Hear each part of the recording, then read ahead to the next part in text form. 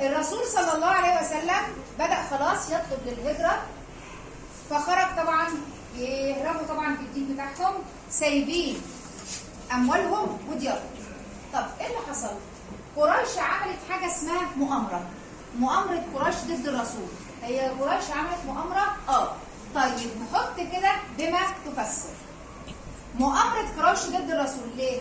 قريش فهمت وعرفت خطورة تجمع المسلمين فين؟ في يثرب. أيوه. يبقى بما تفسرين مؤامرة قريش ضد الرسول، يبقى أدركت قريش خطورة تجمع المسلمين في إيه؟ في يثرب. بدأت تعمل أي حاجة علشان تبتدي إن هي توقف هذه إيه؟ الهجرة. دبرت مؤامرة، اجتمع كل زعماء قريش في حتة اسمها دار الندوة.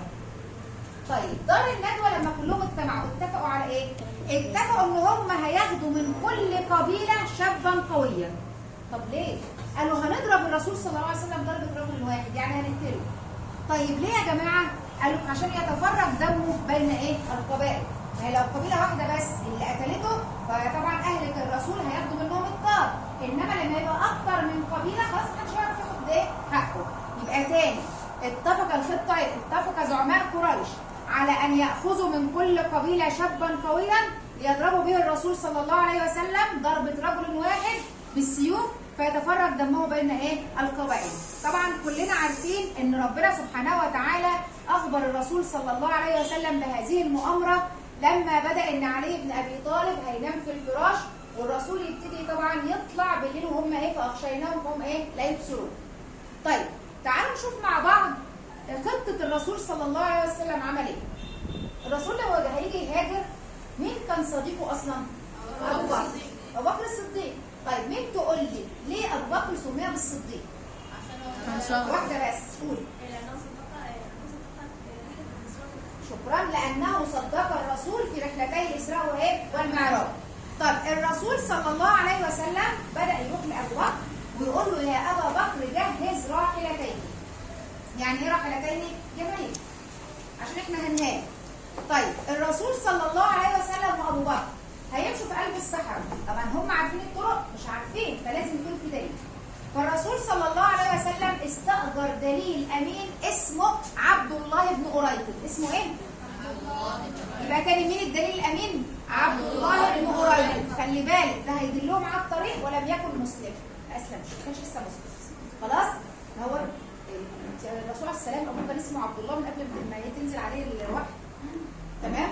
طيب بأمر الله. تمام؟ يبقى الدليل الامين اسمه ايه بقى؟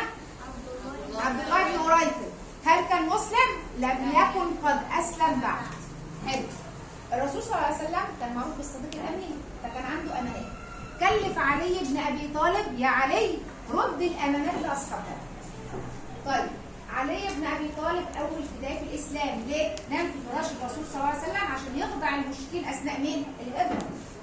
طيب ابو بكر الصديق والرسول صلى الله عليه وسلم اختبأوا في غار يسمى غار ثور. امال هو كان بيتعبد في غار ايه؟ حلو. طب غار ثور ده جنوب مين؟ مكه. قعد فيه كام ليله؟ 3 ليالي. تمام؟ كام ليله؟ 3 ليالي. الرسول صلى الله عليه وسلم عمل لي طبعا عندي اللي هي الخطه بتاعته. طب ايه الخطه بتاعت الرسول صلى الله عليه وسلم؟ بدأ اول حاجه يكلف عبد الله بن ابي بكر انت بقى اتبع اخبار المشركين وقول لي. طيب اسماء بنت ابي بكر ذات ايه؟ الغفاري، كانت بتحضر ايه؟ الطعام. طيب عامر بن فهيره هيعمل ايه؟ عامر بن فهيره ده كان راعي غنم. طب الراعي الغنم واحنا ماشيين في قلب الصحراء والرسول ماشي وابو بكر رجليهم بتغرس في قلب الرمل. فلو قريش تتبعتهم هتعرف. فايه اللي حصل؟ طلب من عامر ابتدي ان انت هتعمل ايه بقى؟ ارعى حول الغار عشان تخفي اثره. تمام؟ طيب ربنا سبحانه وتعالى عمل ايه على الغار؟ الحمام. وكمان ايه؟ العنكبوت. طيب ايه اللي حصل؟ ابو بكر طبعا الكفار او قريش جم عند الغار، فابو بكر بيقول له ايه؟ يا رسول الله ده لو حد بص تحت رجليه هيشوفنا. فقال له ايه؟ يا ابا بكر ما بالك باثنين كان الله ايه؟ ثالثهما، يعني ما تخافش ربنا هو الايه؟ يحمينا. فعلا خلاص الرسول عليه السلام بعد ما قعدوا 3 ليالي بدأوا ان هم يطلعوا من الغار ويمشوا في طريق الكوافل عن طريق مين؟ عبد الله بن أريكة، ووصلوا الى يثرب واستقبلوها بايه؟ بالترحاب. صعبه؟